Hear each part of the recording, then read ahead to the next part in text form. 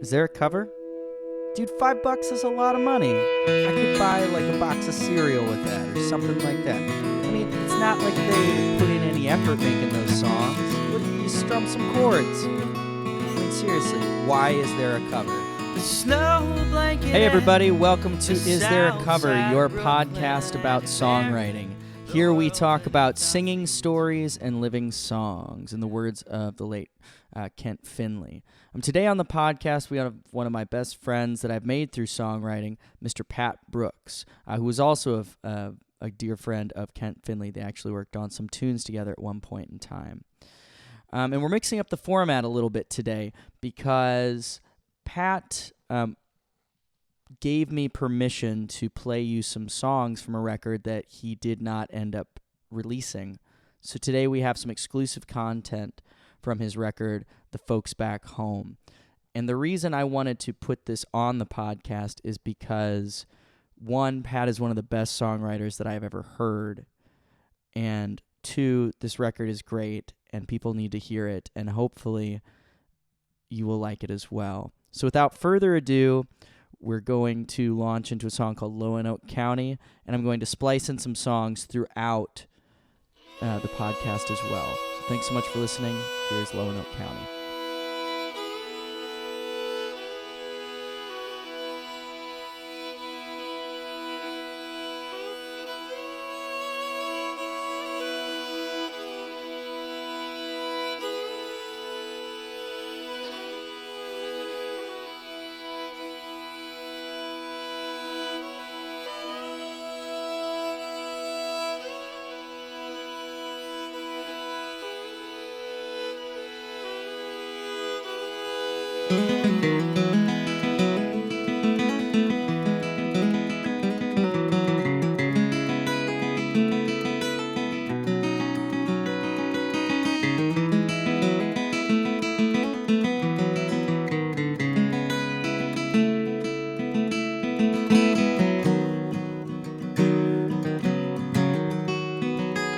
My dad sat me on this tired old John Deere. Once my feet could reach the pedals, and I could see out past the steering wheel. And I've been around and round this track so many times. Well, I could probably make the moon if you used to stretch those circles into straight lines. But I've never been outside of Lonoke County, and though Little Rock ain't all that far, a faint light on the horizon's all I've seen. But in my dreams I can almost believe in a world beyond the cotton and wheat, one where I'm not yoked to this rusted Dearborn plow, and the pigweed can overtake my crops, and what ain't choked out can just stand and rot. 'Cause when the bank forecloses, I'll have done left town. But then a rooster starts to crow and I'm ripped awake, staring at the cobweb ceiling as the dream begins to fade. And I'll lie there till the sun comes streaming in. Yesterday begins all over again. Yeah, one morning found the weatherman was right for once, but it's been dry all summer, and this little bit of rain ain't gonna matter much. A couple months ago I sure could have used it, but this late in the season, all it means is a muddy fields in time for harvest. And I need 90 bushel an acre to cover the bills. Well, this year I might get lucky, but I don't suppose I will. And there's a porno shop in the acre lot I sold last year to pay the taxes off. And the way things look, I'll have the surveyors back this spring. Well, all my life I've prayed and prayed, but prayers ain't kept the mortgage paid. Tell the truth, they've never done a goddamn thing. But bruise my knees and stiffen up my back, and slowly chip away the rest. What a little faith I had. And there's some folks claim God watches o'er us all. Seems to me in looking over that God's been overlooking Arkansas.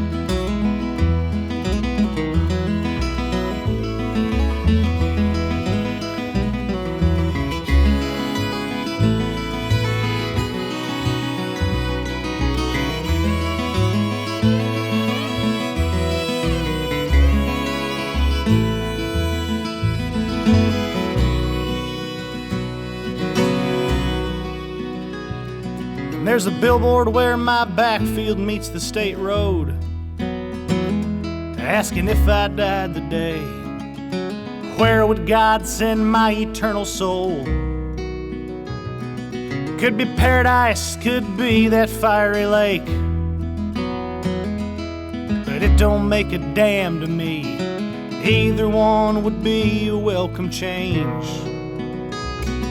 Now the thought of hell don't frighten me at all. The only thing that scares me, the only thing that scares me is that I'll die in Lonoke County, Arkansas.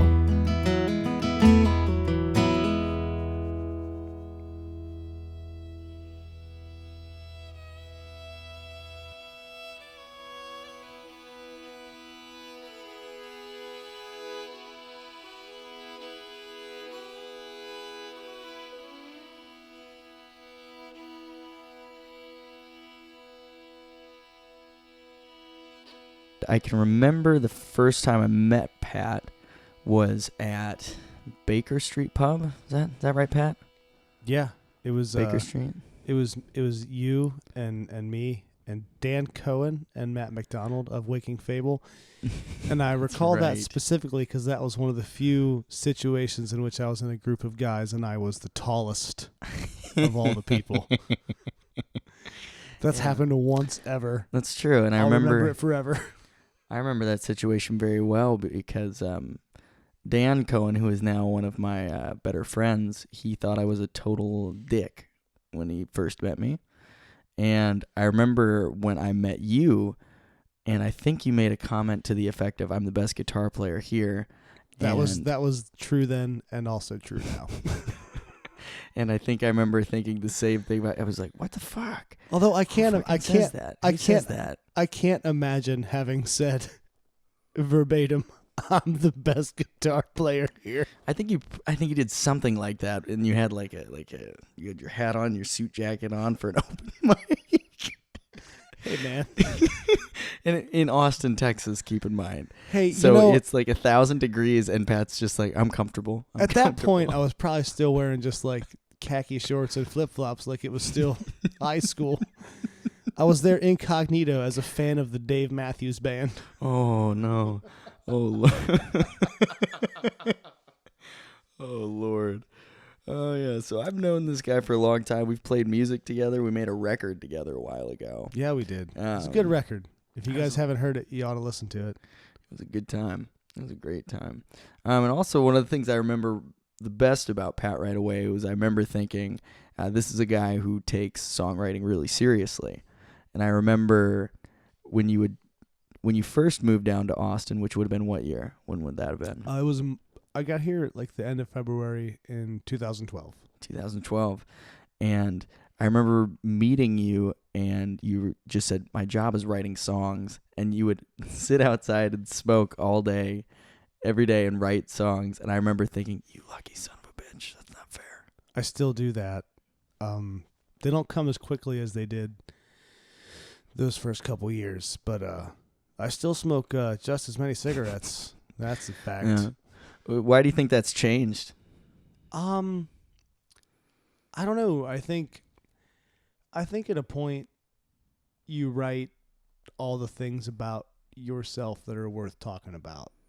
You tell the stories that sort of exist in your life that are worth telling. I mean, some people can mine that territory a little bit deeper and a little bit more interestingly. But I don't know. For me, I had about 2 records of shit that I'd gone through in me. And now when I sit down to write, it's just like I already wrote this. Or Chris or Tom or Walker or a friend of mine already said this shit. So, yeah, we're all lonely and we're all sad. I don't need to write this song. You know, that's one of the things that I wrote down as I was thinking about what were we going to talk about. Because I noticed that there always is a certain amount of loneliness that sort of pervades a lot of what you've written. And there's also a good amount of discussion of loss, too. I noticed that as well. You know, in particular, I'm thinking of like Lonoke County. I'm just going to start there. I got a couple songs written down that I'm like, let's talk about that. Well, so tell us about Lonoke County. Well, the story behind that song's kind of funny. I was driving down, my friend Kevin, who Chris knows. Oh man, so that's a story. And Kevin is as I've said many times, and I don't suppose he'll hear this, but if he does, he'll appreciate this. Like, he's an unbearable asshole, but he's sort of my unbearable asshole. He's like a great human. It's like when the hemorrhoid cream wears off. Yeah, but there's a curve. But he had decided to move down and live with me in Austin just to get a new start. And we were driving through Arkansas. That was a burp. You're gonna have to edit that. Yeah, we're drinking beer. But we were driving through Arkansas, and there was one of those signs, like one of those like Christian church signs that said on a black billboard in all white letters, like, "If you die today, where will you spend eternity?" And I looked at Kevin and I said, "Man, I don't give a fuck as long as it's not here." So that was the impetus to writing that song. But it sort of wound up being about like a sort of a hodgepodge of a lot of people I'd met working for the gas company who had just like farmers and other people who had spent their whole lives just busting their ass to make a buck and were struggling in spite of working super hard and wanted a different life and were sort of concerned that all of their kids had decided to not be farmers. And on the one hand they got it, and on the other hand they didn't, because it's a bitch of a life, man. Like, it's not great. It's a lot of work, and it's not a lot of bread, and it's a lot of just getting by, just barely getting by. Well, there's a part where you're talking about, I'm gonna mess this up. I know I will. At the lines where it's about the guy talking about how Little Rock isn't all that far, but a faint horizons, all I see, and he's talking about going around the same circle so many times on a tractor that he could probably make it to the moon, but he still hasn't made it over to Little Rock. And so, I mean, with that, there's a strange sense of he's trapped, but at the same time he's losing it all behind him. It's just going down this drain, and he's sort of realizing that his life is maybe just being wasted. Well, yeah, I think we've all experienced that. And just in case anybody is curious, I did do the math on that. How many circles you'd have to make it to the moon? I did. How many circles? I don't recall. How many miles? But it's like a 500,000 miles to get to the moon. Okay. So if you figure, like, you're making concentric circles around the field, and it's say several hundred acres. Okay. I did do the math, and you could do it in a lifetime. It's possible. And the protagonist in this song is like, let's suppose 40. Okay. So, and if he sat on the tractor when he was a child, that's quite possible he could have done that. Goodness. So, I mean, I'm super anal about stuff like that. So I did make sure that was a possible thing. Because, like, the last thing you want is to write this really heartfelt, like, real song, and somebody be like, that's bullshit. Which, like, speaking of Kevin, he's the kind of guy who would have been like, that's bullshit. Yeah, Kevin, he did not call bullshit. He thought it was a great song. In fact, later he said that that idea in that song was, like, the reason why he moved to a different place. So that was means a lot coming from that kind of dude. Yeah, he's not the type of guy to really open up at all. No. Nope. I don't know if he knows what that word means. He would be a shitty podcast guest. Either that or you would be the best podcast. If the podcast was about World of Warcraft, then yeah, he would know all the things. He'd be telling us all the folklore of World of Warcraft. That's in the We're gonna have to edit this. No, we won't. In the summer of June. He's gonna hear this and be like, "Fuck those guys." Fuck all those guys. They're laughing. But in the summer of 2012, that was when there was the orc uprising of this. Well, that's not quite entirely accurate. I played that game too, so let's not. Oh, I'm sure it's really fun. I'm sure. Well, yeah, I mean, like going back to like the loneliness and the loss thing, just to keep this thing on track a little bit, because it's 1:30 in the morning and we're both a little hammered. Oh, we can get off track. It's fine. Like, I was thinking the other day, when most people, because I'm 29, you're 29. Yeah. When most people in their mid-20s were like doing fun shit and like kissing girls they'd later regret and like drinking too much and going to parties they wish they hadn't gone to. I lived by myself in a motel room in the middle of nowhere. And what was it that you were doing? I worked for the gas company. So I worked for Chesapeake and some other gas companies, like, doing like oil and gas leases and pipeline and all the fracking stuff about which you've heard that's potentially damaging to the environment. So I stopped doing that. That was the devil's right-hand man. Yes, that's true. I often, when people ask me what I did, I would say that I did what Daniel Plainview did in There Will Be Blood, with the exception of beating to death preachers with bowling pins. The milkshake, that's his line. That's how he started. That's true. I drank some milkshakes, but I haven't had ice cream in 2 years because I'm not a fun person. Yeah. I'm pretty sure, I think the last time I saw you eat ice cream was when I ate the other half of it. That other half? Fuck, man. That was like you ate the I probably ate most of that ice cream at that. No, I think maybe the last summer or the summer before last, I had a Dairy Queen Blizzard. Oh yeah, I probably regretted that. It was the tropical Dairy Queen Blizzard because God, that sounds awful. I like coconut, I like pineapple, so I was like, I'm gonna get a tropical Blizzard. Oh. And it was a big fucking disappointment. That sounds awful. It was like, this is not like it was just like childhood. It was not as good as I remembered. And as soon as you're older and you try to go back there, it's not there at all. Yeah, you can't go back again. It just tastes like artificial flavoring. Oh, it was a big chemical shake. Oh. So how much of because I know a song that I want to get into in a second, Gasfield Blues, that one's really autobiographical with the job that you just had. How much of Loanoke was? Like, in the sense, was like that, like so autobiographical with the actual events, not a ton, but it was based specifically on a couple of people that I had bought pipeline from, rather, in Bradford County, Pennsylvania. Is a couple, this guy Bill Davis and his wife, and Bill was an old dude. And he had bought some property in Pennsylvania. He'd moved there from New Jersey, and he bought the property there in like sorry, I'm like burping up a storm. No, that's okay. I feel like a fucking fat drunk, which is not far from the truth. I'm a slightly overweight drunk. Kind of leaning forward in the chair with flip-flops on. I want everyone to know that. Flip-flops. Yeah. The trademark of a true Brooksian. I always wear flip-flops. The same flip-flops I've had for like 6 years. Skechers for life. But anyway, so this dude Bill Davis and his wife, who and this is no bullshit. Mm-hmm. When I first met them and talked about buying a pipeline right away, he was like, "All right, well, I'm going to sign this, but if you fuck me, I'm going to cut your dick off."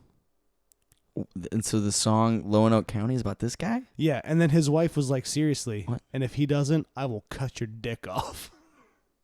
Freud would have a field day with these people. That's a real thing. Like, that happened. So, but Bill was a really sweet dude, aside from the threats of Lorena Bobbitt type shit. Yeah, and throwing it out of a car window for you young kids or something. Lorena Bobbitt was a woman who cut her husband's dick off and threw it out a car window. That happened in real life. Did they ever sew that back on? I would hope. I'm sure they. Do you think they could? I'm sure they figured something out. Think they could revive that? Or no amount of dick pills would save that? I mean, it's 2015 and it's a man's dick, so I'm sure they figured something out. Yeah. If it had been something to do with a woman, they wouldn't have given a shit. But that's sadly true. They would have just legislated rules for why she couldn't be repaired. Yep. Because Jesus.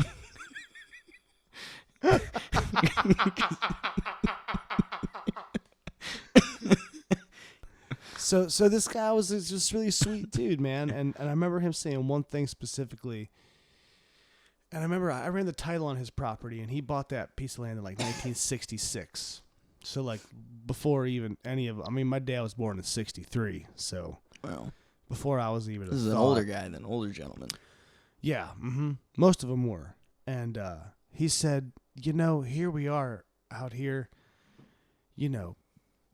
raising cattle and growing corn and growing soybeans and selling it so people can eat out here driving tired fucking iron. His tractor was from 1972. Oh, man. And he had just sold off like 2 acres of property to pay the taxes on his property. Yeah, he sold off 2 acres of land to some bullshit like development stuff so that he could pay the taxes on his property. Jeez. And I mean, it's a real thing, and it's hard. And you see those bumper stickers out there, and Chris and I are both Midwestern people. But we're both Midwestern, but we're both big anti-talking in bumper sticker people. Oh, yeah. Don't even get me started. Bumper sticker arguments are super annoying. They're terrible. But, there's a couple that are true. Like, no farms, no food is a fucking fact. Yeah. And I think we neglect that. And I never realized how much we did until I lived out there. Oh, yeah. In that world. Yeah, and you get to see all what it's really like to farm, and then you see that farmers can't really make it anymore, like the McMurtry song. Yeah. Yeah, I mean, well, we really can't make it here anymore, I don't think. No. Maybe someday. Yeah, I mean, if we opened a boutique soap shop, maybe then we could make it. So you can make it in Austin and or Portland, supposing you open a boutique soap shop. There is actually a boutique soap shop in Portland. Buy a fucking boutique soap shop in Austin. In Brooklyn. Don't forget Brooklyn. Oh, in Brooklyn. It just reminds me of that scene from that movie, Our Idiot Brother. Oh, I haven't seen that. It's great. But at the end, Paul Rudd just says, like, man, 2 guys and a dog making candles. What a cliche. Kind of is at this point. Right? You're opening a little shop, and the guy who works the counter has a man bun, and that's how it goes. Some, like, horn-rimmed glasses. Yep. But if you're He's got his jeans rolled up. I do that sometimes. Yeah, I do that too, but that's just because I'm short. My legs aren't. I do it because I'm short, and I think that it's bullshit that men cannot wear capris. Yeah, that's kind of a no-no. You don't really do that. I will wear capris if I want to. Because sometimes it's when hot. Pat wants to wear capris, he wears capris. Goddamn right. But really, when I see myself in the mirror with flip-flops and capris and like a unbuttoned like flannel shirt, I'm like, I look like a 40-year-old mother. I think also the people who don't know me all know that my hair is like halfway down my back. It's pretty long. So I do look like a 40-year-old mother. So let's get back to some songs here. So I wanna. So we talked about Lonoke County. There are also 2 more that I know are much more related to your life. There's definitely Gasfield Blues, which seems to be about your time that you spent, working for the gas company, and you worked with your dad then too, right? What was that like? What was your relationship with your dad like? Just briefly, the story of this whole thing is, so I was a philosophy major in college because I'm super practical. I was an English major.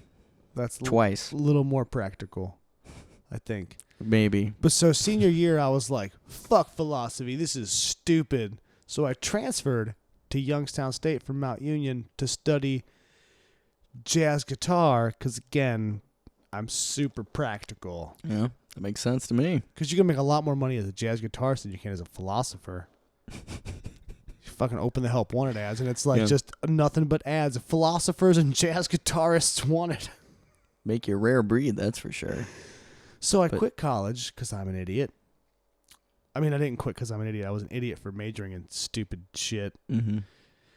And I was like, I'm just going to travel. I was going to throw all my shit in my Pontiac Bonneville that I got from my mom because I totaled my truck because I ran a red light.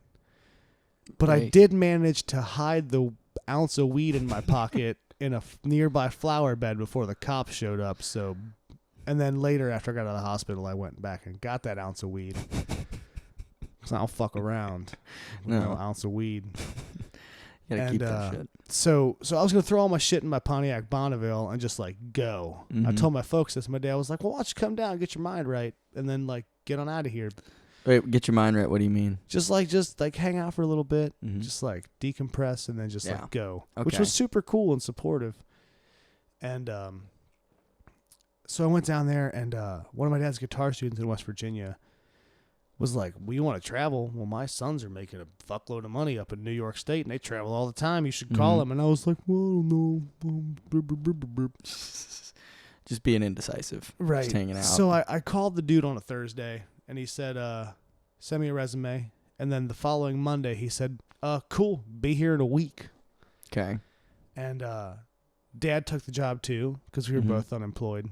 Yeah. That's Brooks' tradition, that's just what apparently. Just unemployed banjo player and guitar player. Yeah. You guys could have started a bluegrass band. We did. How'd it go? I mean, we were great. I remember driving from New York to West Virginia to play a gig, and I made $14. That's, wow. Did not cover the gas money. No. Such as the sounds business. like Austin is expanding. Right? But so we both worked up there, and like, you know, Dad and I liked each other, and you know, we got along okay, but we didn't respect each other at all. Yeah. You know, we just didn't understand. I mean, how old were you at the time? 22. Oh yeah, so that you're still in the like. Well, parents still view you as a kid at that point. Well, and I still viewed him as a fucking idiot. Oh yeah. I thought I knew everything still. Yeah, you're still being defiant just to be defiant. Yeah, I've been there. I don't remember who it was I heard say this, but it's really true. Like I think it was a comedian. I can't remember who. I don't want to take their joke, but he said, like, man, when I was 18, my dad was a fucking idiot, and it was amazing how much smarter he got as I got older. Yeah, because I mean, it's so easy to forget, especially when you're young, or I guess just never know at that point, that your parents, you know, like 85% of the shit that you're going through, they probably had the same thing. Oh yeah, I mean, you know, minus like the internet. I don't think our parents would have any idea of what to do growing up with the internet. Probably not. My mom still can't use a fucking computer. Oh yeah. Yeah. I'm pretty sure she's trying to text me now to ask me how to understand and use Netflix. Oh yeah, and they always begin with the Netflix. How do I use the Netflix? Yeah, can you put the internet on my computer? I don't know. It's like thousands of terabytes, so probably not. I think it's buried in the Atlantic somewhere. Yeah, Google owns it. But so like living with Pop, you know, and working with Dad was interesting. I mean, you learn a lot about yourself and about other people living in a 12 by 12 motel room. All right. So did you guys find that you guys started to respect each other a little more? Did you get closer, or what? Did you fight at all? Like, what happened? Oh, we fought a ton. Yeah. We fought a ton. And but by that time I was old enough to be like, so fuck you. And then how do you respond to that? Fuck you. Right back. I'm an only child and my family's super weird. Like I can still, like, if my dad's being a dick, I can just be like, you're a fucking asshole. And he'll say the same thing right back to me, which is people freak out. Like I think I don't know. I think at one point, and just like, please forgive me for my being crass, but Dad said something and I was on the hill and I was like, you know what, man, you're a fucking cunt. And he said, that's the worst thing you could say to anybody. Did he say it just like that too? His he voice did. Just he was like so serious. Yeah. He was like, I cannot believe you would say that to me. And I was like, whatever, you're a piece of shit. But yeah, so I think I said that to Dad in like a BJ's wholesale club. Yeah. Over like a flat screen TV. It was ridiculous. Yeah. Because like also at the same time, like my dad, just as an example of how my dad was, I don't know how many people listening to this may have seen Cool Hand Luke. If you haven't, it's a fucking phenomenal movie. It's a great film. It's Paul Newman at his best. So, and I hadn't seen it till a few years ago, but when I was younger, I did something. I fucked something up or said something smart ass, which is still what I do. No, And, really? And really? my dad takes me out to the backyard, and he had spray painted a big old circle on the yard. And he goes, I want you to dig a hole 4 feet around and 4 feet deep. And I'm like, why? And he goes, because I said so. So I start digging this hole. And I'm digging this hole for like a day. Because it's a big fucking hole. Yeah. And he comes out a little bit later and he goes, what's all this dirt doing on my yard? So I start filling the hole back in, right? And he comes back out a little bit later and he goes, what's all that dirt doing in my hole? And like, I'm just thinking when that sounds a little weird. I'm thinking when I'm 15, like, what an asshole. And then I'm like 27 and I'm watching Cool Hand Luke for the first time.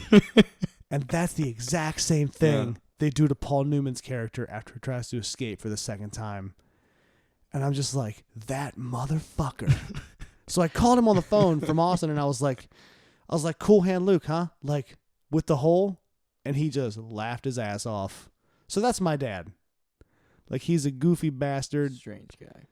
But, yeah, so we're super good friends now, but, I mean, he's just a high-strung son of a bitch. I mean, he's the most, think of the most, like, hyper, like, poodle that any of your friends have. Okay.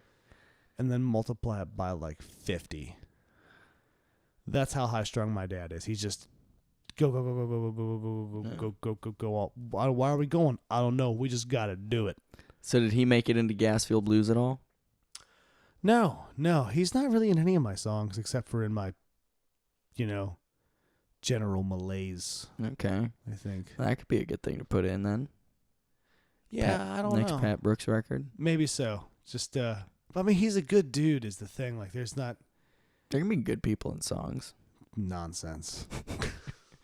They don't all have to be villains and sad people. Tragic, sad people. Yeah, I mean, God. I mean, Shakespeare didn't just write Hamlet, man. Actually, no. My dad is in The Good Kind of Sad. Oh.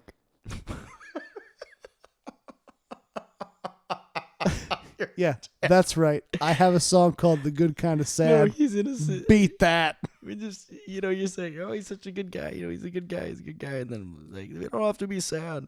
Oh, my dad's in this song called The Good Kind of Sad. That's the most autobiographical of all my songs, actually. That one? It's 100% true. Every word of it. That's a good one. Deal with that. I grew up in a barn. No. And for those of you who don't know, that's kind of his. I can't tell you how many times I've heard Pat Brooks say that in varying levels of sobriety. Whenever anybody talks about anything remotely like refined or nice, I'm just like, fuck you. I grew up in a barn. Talk about a cable show. Like, did you ever see Beavis and Butthead? Like, no, I grew up in a barn. They didn't have cable. You bourgeois motherfucker. What are you talking about? Fact. That's gonna be my 5th record. Yeah. What are you talking about, you bourgeois motherfucker? Oh shit. So, okay, so there's a lot of, I guess, maybe not autobiographical, but maybe it just catches kind of the tone and maybe your outlook on life, I guess. Maybe there's a little bit of that going on. Oh, it's not happy. Oh no. I mean, in case you haven't picked up on this, everyone. It's actually really funny. It's a little bleak. So I work at Starbucks now because my life's going awesome. That's not entirely true. You're going back to school. It was all part of. You're working on getting there. It was all part of a plan, actually. Like, gas company work is super sporadic, so I knew I was going to get laid off, and I hate that job a lot. So I was like, I'll just go back to school, and Starbucks pays for college, so it's actually a great gig. But I do like to milk it. Oh yeah. It just sounds way worse than it actually is. It's the easiest job of all time. Yeah. But because I mean, it just makes you. Everybody's just visualizing you saying, "Would you like an extra large frappe with that?" Oh, we don't serve frappes. That's a McDonald's. That's a whole different restaurant. Yeah. But anyway, so I was at work and I don't remember what I said. It was something dark because that's me. And this really just adorable girl. Her name's Javi. She's like 20. She's like super Christian and just really full of hope and joy. Ray of. She's a lovely person. She's a super sweet girl. Mm-hmm. And I said something, and she was like, "Wow, that's really sad." And I said, "I never claimed to be happy." But no, I mean, I think I don't know how I arrived at the conclusion that I did. I think just a lot of windshield time and a lot of meeting sad people. And I think growing up in the Northeast has an effect. Because it's a pretty dark spot, you know, especially when I was growing up. When it was just a lot of drugs and a lot of poverty and a lot of... Well, 'cause, I mean, you grew up in Ohio, right? Yeah, Akron, Canton, Cleveland area. So, like, did you... you were there when things really started to cave in, right? Well, I was born when things sort of went to shit. Yeah. So... I grew up with the memory of,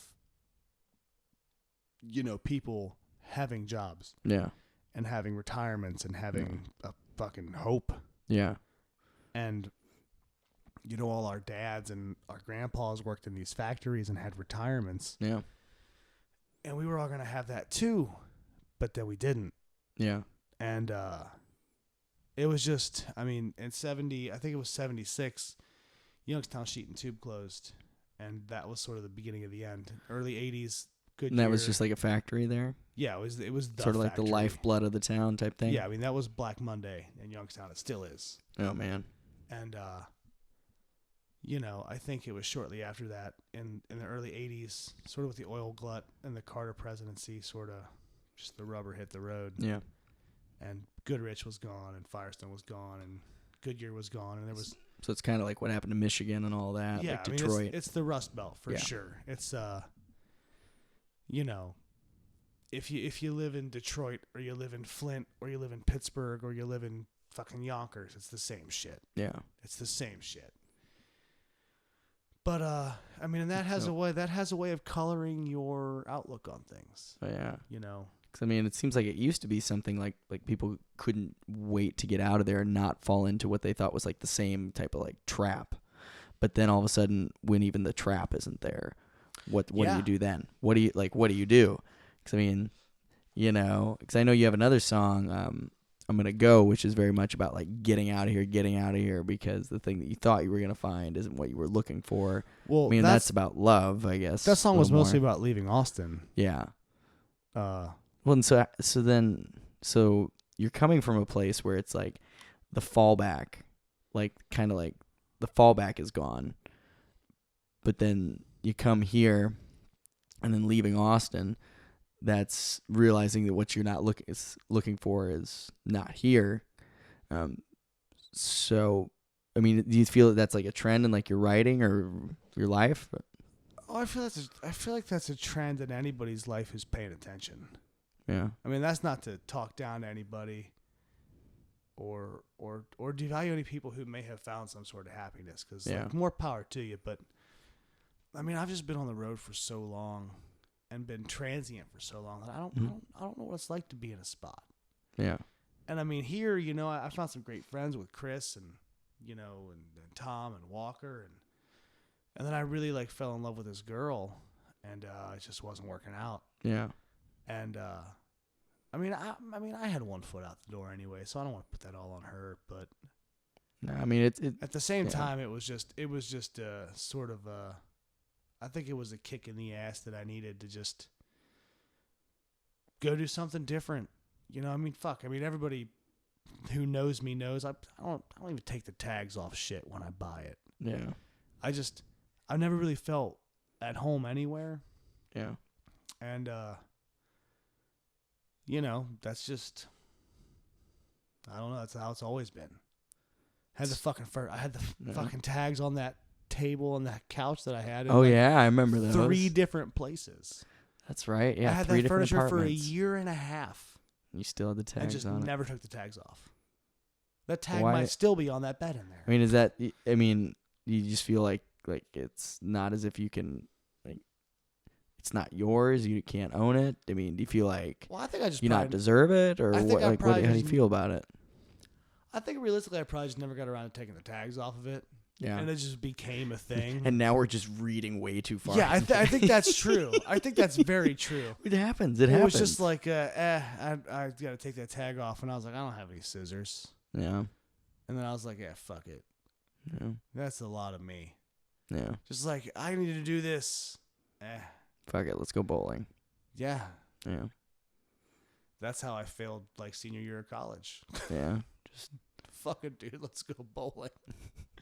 So it wasn't just so it wasn't like a running thing, because I know at various stages in my life I've definitely had points where it's just like, for whatever reason, whatever is happening, I just can't do it, and I'm just going to go. Like there was a point in time a couple months ago even, I was filling out paperwork to go abroad. I was going to teach English in Patagonia. I was just going to go, and then I hear they make great backpacks. Yeah. Yeah. That's what I've heard. That's what I was going to do. That was going to be my side job. Make backpacks. From the hair of yaks. No, but I was seriously just going to go, and I was just going to run away. And then I was talking to my therapist, and it was, you're still going to wake up. Well, it was my therapist, and then that's like that same week, Rob Safko, a good buddy of mine, said the exact same thing, which it was, you're still going to be there, right? And and then I didn't leave after that because it's true. Well, I mean, do you feel like that? Or? Oh yeah. I mean, the fact of the matter is, like, whatever problems you have are gonna, I mean, it's not like they're gonna get it's not like they're not gonna get your fucking forwarding address. Yeah. That's a good way to put it. They're gonna be there waiting for you. Yeah. If you have issues with commitment or whatever, like whatever your issues might be, you're just like, I'm going to move to a new city. Well, they're going to fucking beat you there. Yeah. You're going to show up to your new apartment in your new life, and you're going to be like, I'm still lonely. Yeah. That's just how it works. Yeah. I lived in fucking 60 hotels. Yeah. And I was lonely in each and every hotel. And then I moved to Austin, and I was lonely in Austin. And then I moved to West Virginia, and I was lonely there. It was lonely everywhere. Because everywhere is essentially the same. I mean, people will want to tell you that, oh, no, this city's got the thing, and this city's got the place, and there's the thing over here. And sure, there's cool shit everywhere you go. But the reality is, in each and every place that you go, there are human beings who have the same fears and the same hopes and the same desires and the same dreams as everyone else has. Yeah. And there's the same tired bullshit that you left. Yeah. There's the same restaurant that you like and the same restaurant that sucks. Yeah. And there's the same bar that has a great crowd and the same bar that has a bunch of fucking douchebags. It's in every town. Yeah. Doesn't matter if there's 1,000 people or 1,000,000 people. Yeah. And the commonality there, besides all of that, is that you are there. Rob was right. Yeah. You're still going to be there. Yeah. No, you're still going to be there. You're still going to wake up. You're still going to have to deal with the same things. And you're bringing with you more than just your furniture and your clothes. You're bringing all the rest of your bullshit with you, too. Yeah. And I wonder how much of that, too, is, because, I think our behavior also shapes the world that we live in, too, in the sense where it's like, our actions in a lot of ways, like, that's the thing that we have that affects the world around us the most. People talk about things like changing your perception in terms of just like altering the way that you look at things. But you can actually alter the way that the world is around you, the way that people interact with you, by just changing your behavior a little bit. And I know that's something that I've had to work on a lot. So I wonder then too, like how much, like in your mind, do you think it comes down to like behavior too? Oh, I think that's totally right. I think I don't want to misquote it, but it was either Joe Rogan or Duncan Trussell who said that, like, if you go out in the world and you meet an asshole, you probably just met an asshole. But if you go out in the world and everybody you meet is an asshole, it's probably because you're a fucking asshole. Yeah. Yeah. It's a great quote. You think about, I think Duncan Trussell talks about in that same conversation or a different one about a similar thing that you think about, like, everybody is just reflecting you back at you. Yeah. Like you're seeing the worst in other people because that's the worst in you. Yeah, in the sense that people tend to notice what their problems already are. Yeah, because it's easy to recognize. Yeah, if you're afraid somebody's going to steal from you, it's probably because you're a fucking thief. Yeah. If you're afraid you're going to get lied to, it's probably because you're a fucking liar. Yeah. And I think that once you notice that and realize that for what it is and just be mindful of that, it sort of allows you to just step back. So, like, on the one hand, like, yeah, I'm super cynical and I don't believe that anybody's going to change the world in any sort of real meaningful way. But if you decide to be mindful and decide to not be a douche Mm-hmm.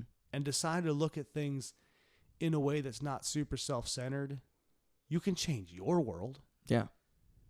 And in a way, well, fuck, that's changing the world, man. Oh, it is. And that sounds like woo and hippy-dippy and whatever. Sounds very, but, yeah. I mean, Would that be Heideggerian? Sure, yeah. Yeah. I mean, and you know, him, yeah. World. I mean, that's very unlike me to think that sort of stuff. But I mean, if one day you wake up and you're just like, I'm going to treat everybody super well, regardless, and I'm going to act as though each and every one of my actions could have a real effect on the world around me, and I'm going to try to live my life in such a way that it's going to make everybody else's life better. Well, you've just changed your world, and that's better than nothing. Yeah. I mean, do you ever feel like you just get to a point as if, like, if you don't change something, you're just going to freak out? Or, like, maybe that's when, like, songwriting kicks in for you. I don't know how it works for you. I know that's how it works for me. If I don't do it, I'm just going to lose it at some point. Well, I mean, in a way, yeah. Songwriting works for me where I feel like I say a good thing out loud to myself. Because, I mean, like I said, like living by yourself for a long time, you get sort of used to talking to yourself.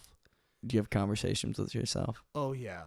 Like, what's the best one you've ever had? Oh, well, I mean, generally, and this is... By best one, I mean, like, from a third point. This is, like, super personal. Like, and not a lot of people know this about me, but I'm really mean to me.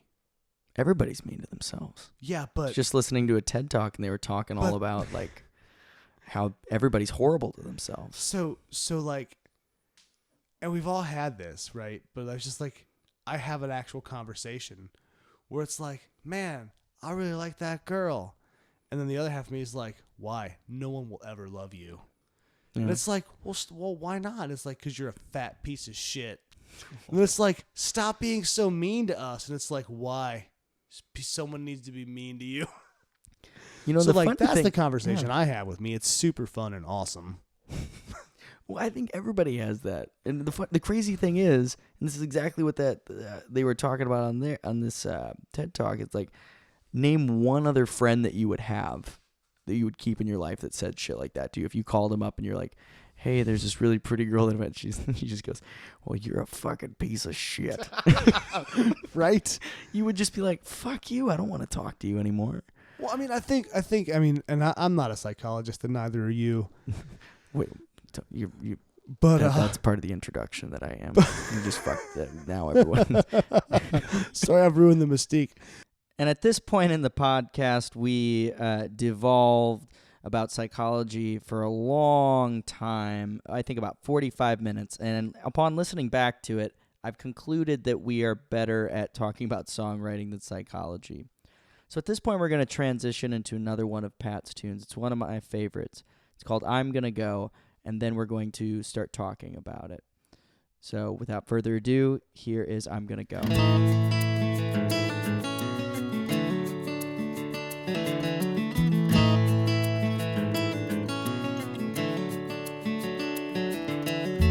This chapter's coming to a close, just like I always knew it would. The wind's quit blowing and the well's gone dry, and it's time that I get wild, the getting's good. I've been all through these city limits, searching for a reason not to leave, and And I've spent far too many mornings trying to ignore whatever's tugging at my sleeve. So I'm gonna go before I can let these roots sink any further. I'm gonna go, 'cause thinking I could settle down makes knowing that I can't all that much harder. I'm gonna go, and maybe somewhere down the line, well, I'll find out what it is that I've been trying to find. I thought I'd found it here, but I was wrong. So I'm gonna go.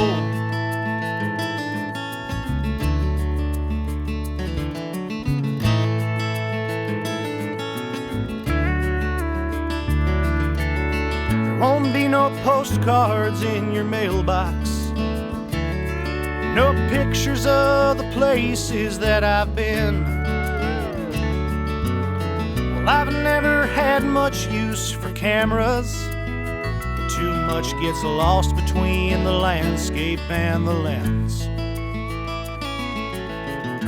And I can't tell you where I'm headed, and I wouldn't even if I knew. Well, there's miles of highway left to travel, a whole lot of little towns that I ain't yet passed through. Well, I've always been a little restless, though I'd hate to think I'm running just to run. Could be that love is what I'm looking for, or maybe it's the looking that I love.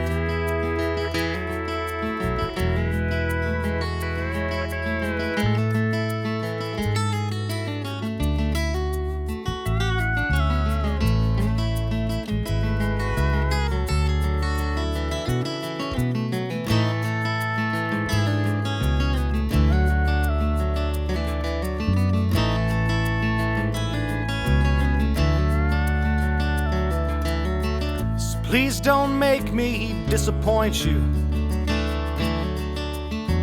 by asking me to stick around. There's only one thing you could say might make me stay, and I know you feel it, but if you can't let it out, then I'm gonna go before I can let myself fall any further. I'm gonna go, 'cause hoping things will change makes knowing that they won't all that much harder. I'm gonna go, and maybe somewhere down the line, well, I'll find out what it is that I've been trying to find. Well, I thought I'd found it here, but I was wrong. So I'm gonna go.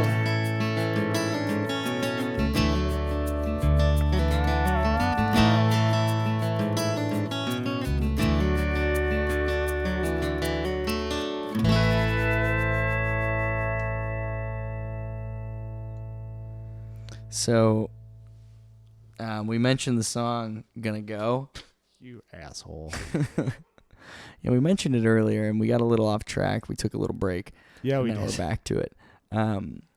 So, what's that song about? Well, as I mentioned earlier, I was like really in love with this girl here in Austin, and it just didn't work out because it couldn't. Why not? Well, I mean, we just had like differences in opinion about a lot of stuff. Yeah. Mostly relating to things about religion. And I mean, like, and the bummer of it all is that I'm open to it. You know, I'm not closed off to the idea that there's some sort of God that exists. Yeah.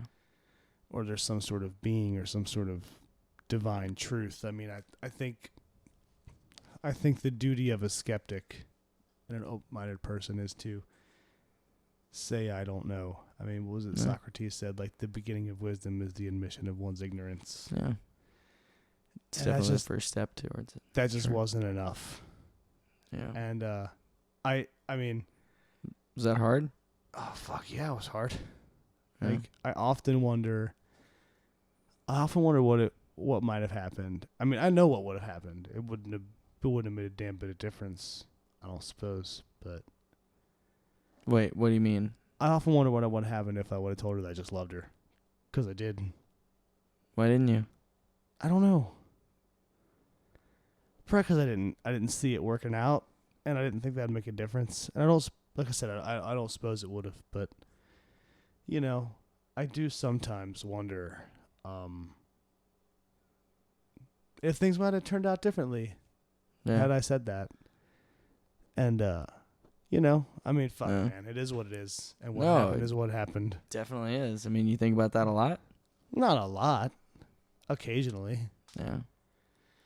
Because I feel like that's, any time that you're really invested in a relationship, I know that I've been there, where when it ends and you weren't the one who was ready for it to end, you start running. Well, I mean, I ended it. Yeah. You know. You ended it? Yeah. Oh, man, I don't remember. Okay. I mean, I do sometimes wonder. It's a fucked up thing when people say, like, man, you'd have probably been married to that girl by now. And you're like, yeah, I would have. Yeah, it's a hard situation to be in because I know I definitely had a similar situation when I was moving for a girl. I remember that. Yeah, and you have that it doesn't work out, and you're left with the I mean, I don't want to say something that's cliche, is like you're left with the pieces and all that, but in the words of Bilbo Baggins, how do you pick up the pieces of a broken life? I don't know. As cheesy as those things are, those things happen. Well, yeah, it's like, because you develop a plan in your head, whether or not it's spoken. Like, it sounds like, I don't know if yours was spoken. I know mine was more of a spoken plan, where it was like, this is what we're going to do. We're going to spend, years of our lives together, and that doesn't work out, for whatever reason. Some good, some not so good reasons, and it just... Yeah, I mean, I think cliches are cliche for a reason. Yeah. I don't think that somebody just said something catchy once, and then people were like, that's cliche as fuck. Yeah. It's because, like, that shit is true. Yeah. That shit matters, and it's true. Yeah. And I think, as long as those cliches aren't platitudinous, like, that's okay. Yeah. But it's weird. You're right. Like, it's weird to think about when people are like, I have a bet with my friend Brad Palmer. Yeah. Back home, and it's $1,000 bet. It's a long-term bet. Okay. How long term is long term? It's a 20-year bet. That's a big bet. So Brad is under the impression that I will be married within like the next 3 months, which is possible, right? Like, it's not impossible. I mean, there's somebody that maybe that could happen with. Maybe. I don't suppose that's gonna pan out, but I mean, not in the next. Geez, don't be negative. It's not gonna pan out in the next 3 months. No. So the nature of the bet is that if I get married, but I think between now and like May, I owe Brad $1,000.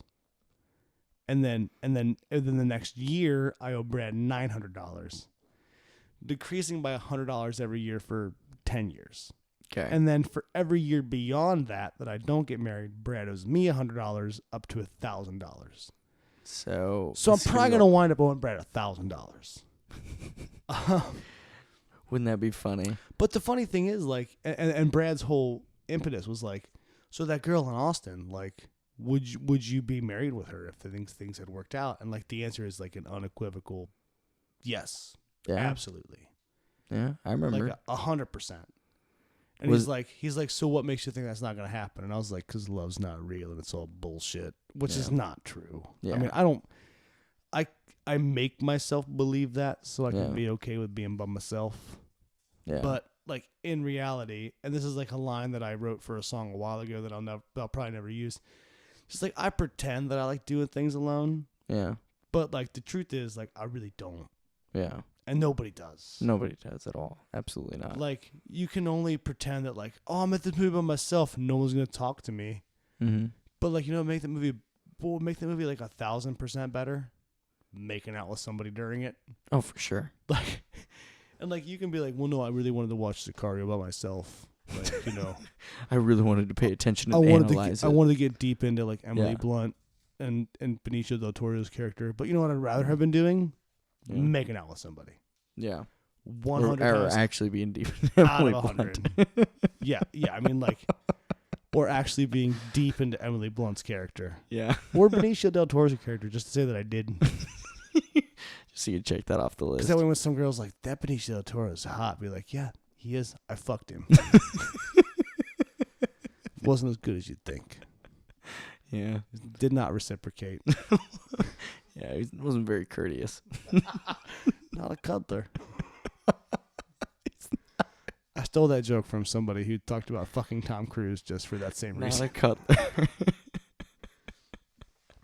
But yeah, so it's really a bummer to think about relationships.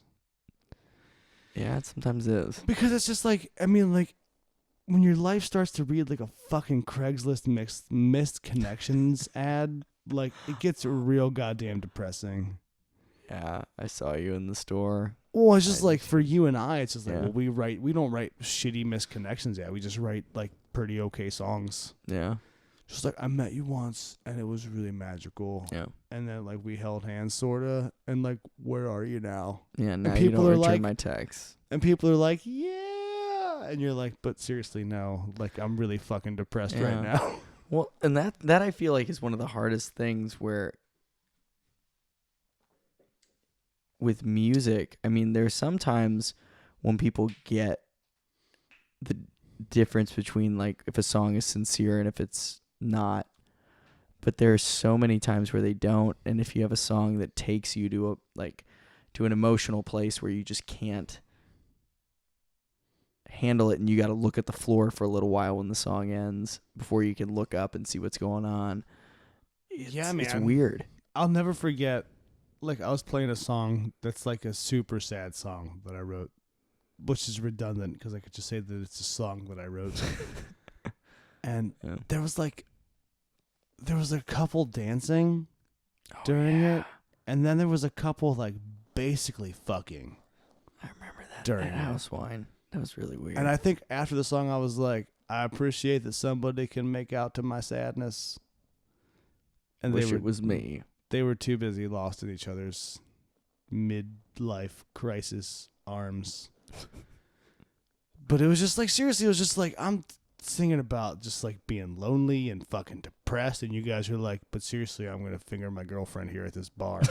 And it's like, what the fuck, man? Yeah. Like, why are you doing this during my thing? Like, you're gonna slow dance and be like, I'm so overtaken with passion that it's time for this now. Yeah. And I'm just like, but seriously though, if I was any more lonely, I'd probably just fucking kill myself. And they're like, this is super hot. Yeah. God, no, I know. And I mean, you moved away before this really happened. I know that there's the venue Strange Brew. I had the privilege of playing there not that long ago with the band. And check your privilege. Check my privilege.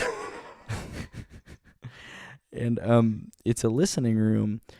And for those of you who are unfamiliar, a listening room is a place where the audience is not allowed to talk. But they still do. Yeah. Well, here they still do. Yeah, I mean, they do. But, here you don't hear them. And we finished a song that I wrote.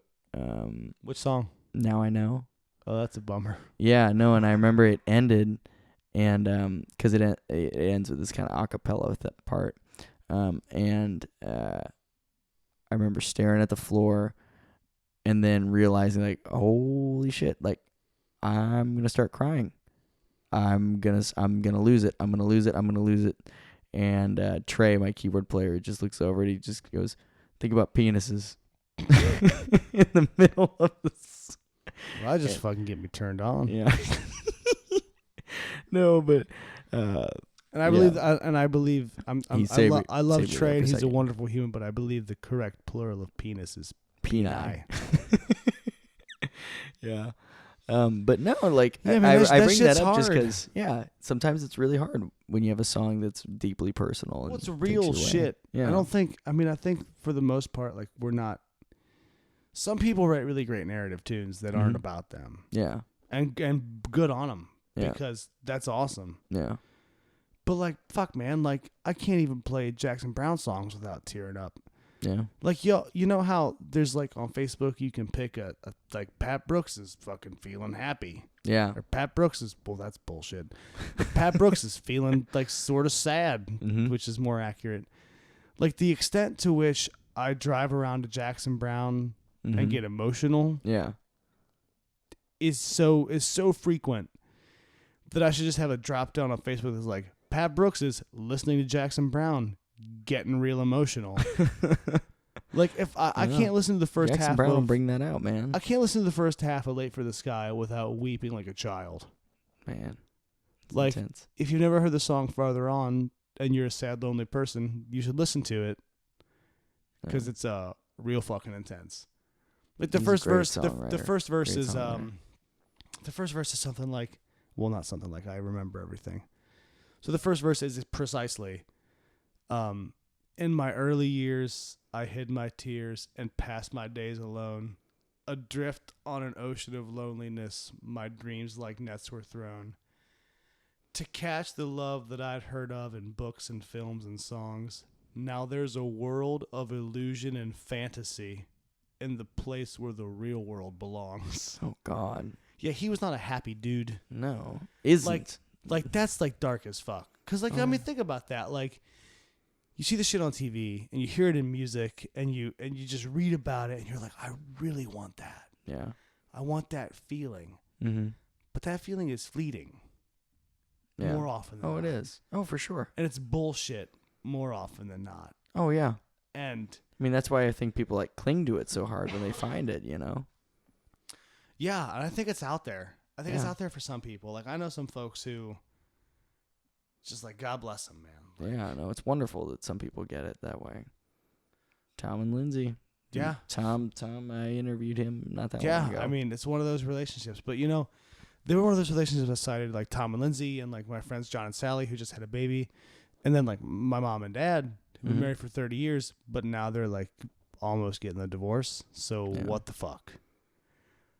Like, it's nothing is certain. Nothing lasts forever. No. Some stuff does. No. I mean, but fuck, man, it's just, it's a crapshoot. You know, you never know. No. You never do. And like what I love to spend, I mean, if I could spend 30 years with somebody and then at the end of that 30 years it'd be like, this isn't working out, or just continue my long-term committed relationship with my laptop, I'm probably just going to keep dating my laptop. I mean, no, man. she don't talk back. She does exactly what I want.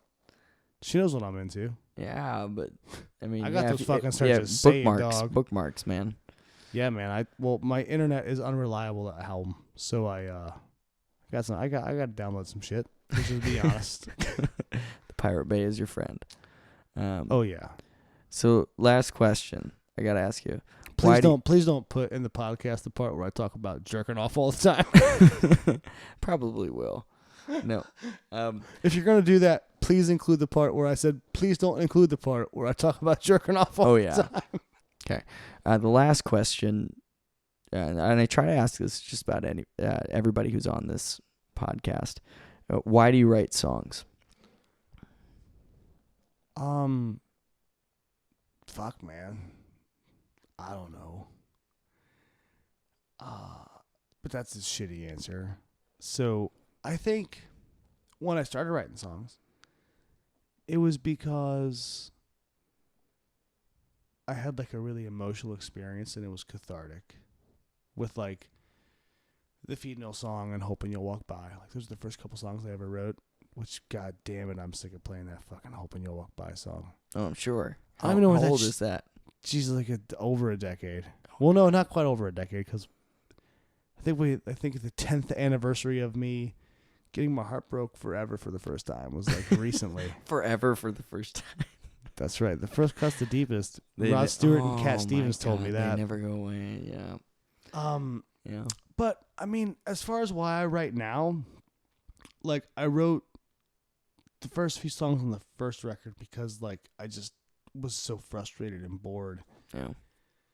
But I think really, I mean, I like it and it's fun and it's challenging and it's like a logic puzzle. Yeah. Because like I've said this a million times, like when you're trying to write a tune, fuck man, there's like a billion words you could use. True. But only one word is the right word. So that's fun. Yeah. But I think for me, really, man, it comes down to, and as cheesy as this sounds, the best TV show of all time ever is Scrubs. Okay. You cannot argue with me. I will not try I to. will beat you. I've seen it all the way through. Although I think season 2 of True Detective might have it. I'm lost in the water. That was the worst fucking thing I've ever seen in my life. It's pretty. Anyway, pretty so unbearable. I've seen Scrubs all the way through like 11 times, which sounds really sad and lonely, and it is absolutely that. Okay. But in the the series finale, because there's only 8 seasons, because season 9's dog shit. The main character, and if you're not familiar with Scrubs, like fuck off, go watch it. It's on Netflix. It's a wonderful TV show. Yeah. It's great. It's one of the best sitcoms ever made. Like fuck Seinfeld. But the main character says like we all want to believe that what we do is very important, and people hang on our every word. But at the end of the day, you can count yourself lucky if you manage to make even one person's life just a little bit better. Yeah.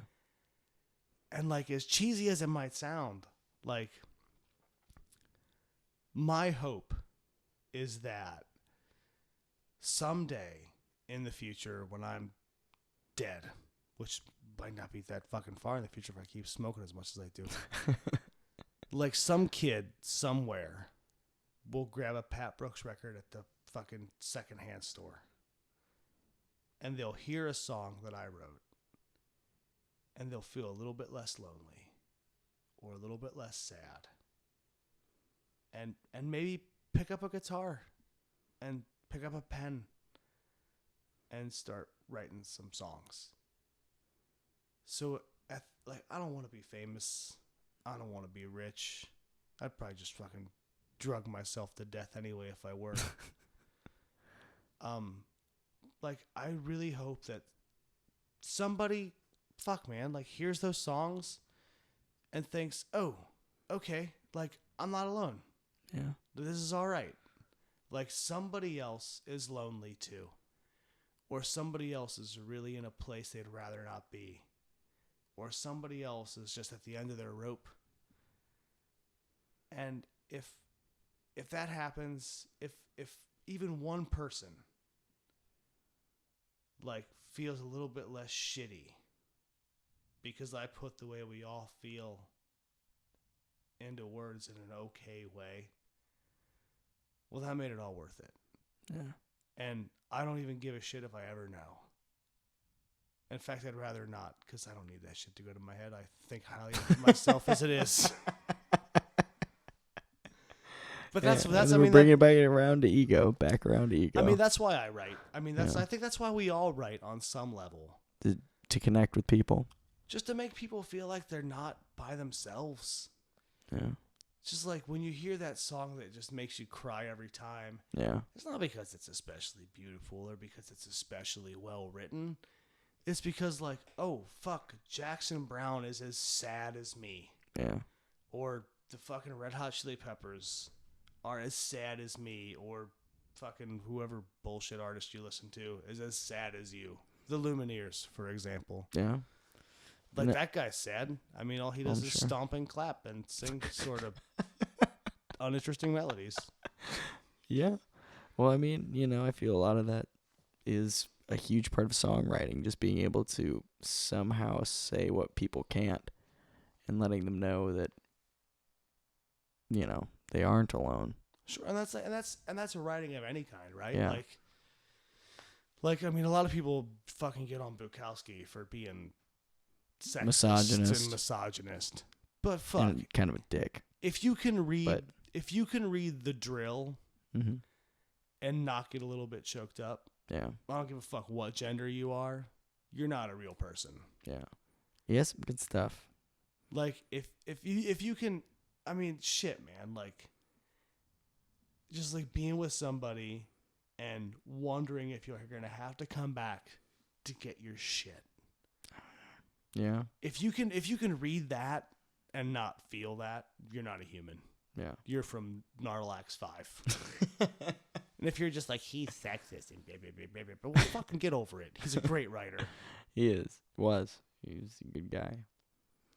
I mean, I don't know if he was a good guy. No, he was a piece of shit. He kind of was. He really was. But I mean, fuck, it was New York in 1970. What do you want? Nobody was doing all right. No, he said some good stuff. I'll put it that way. Well, let's see. You want to play a little? Sure, man. All right. Well, I'd like to play you all a little newer song, but as Chris and I mentioned, you know, songwriters are super self-critical, or they ought to be. Maybe too self-critical. It's when you write something, you're just like, well, that's bullshit. So I'll play a song on my second record that was not technically ever released, because I'm super proactive about my career. It's called Gasfield Blues.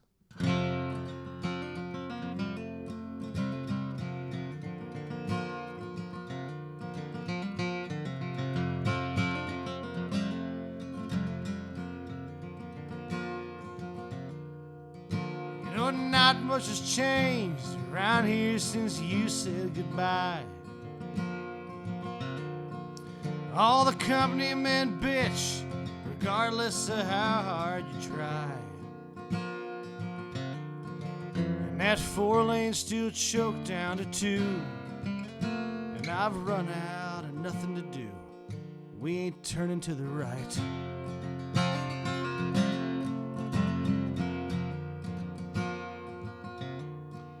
And the damned evening tower had a bit twist off making the turn. Of course the pusher, he's a madder than hell, and someone's gonna get burned. So we're tripping out 2 miles of pipe, and we're hoping we TD on time, but I'm not too concerned. I'd rather be fishing tools from the bottom of that well than staring at the bottom of a glass. I don't mind the work, it's the waiting that's hell. It's the time off that's so slow to pass.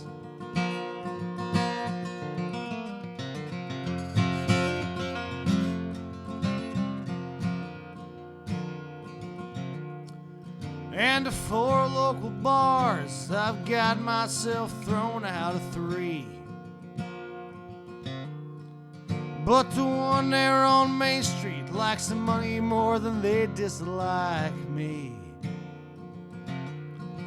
We're on standby while they're rigging down, but not off long enough to leave town, so that bar's where I'll be.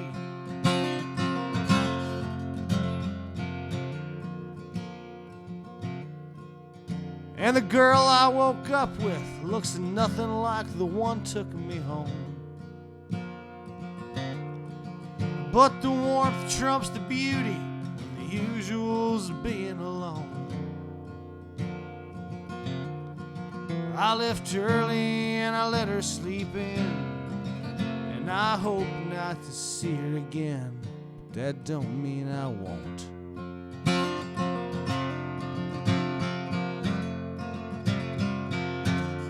I'd rather go back to Wormhand than back to that bar, stare down at the bottom of that glass. I don't mind the work, it's the waiting that's hard. It's the time off that's so slow to pass.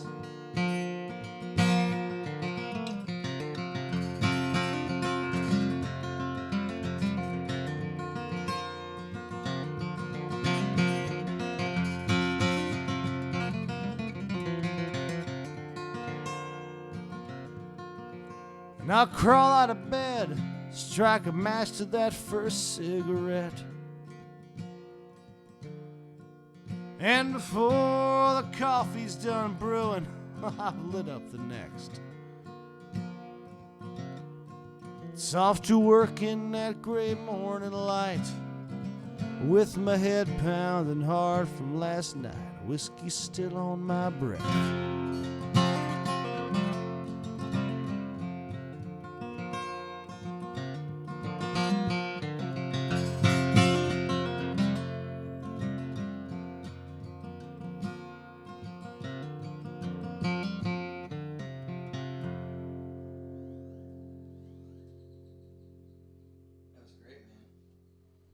Thanks, man. Appreciate you having me. Thanks for coming on. Anytime.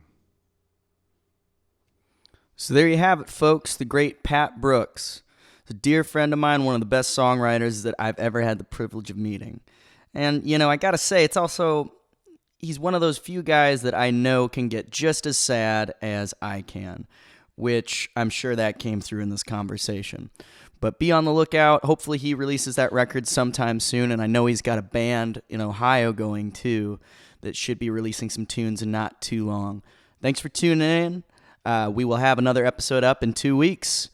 Now, as a parting note, in the words of Kurt Vonnegut, everybody, is there a cover? Please be kind to each other. $5 is a lot of money. I could buy like a box of cereal with that or something like that. I mean, it's not like they put in any effort making those songs. You strum some chords. I mean, seriously, why is there a cover?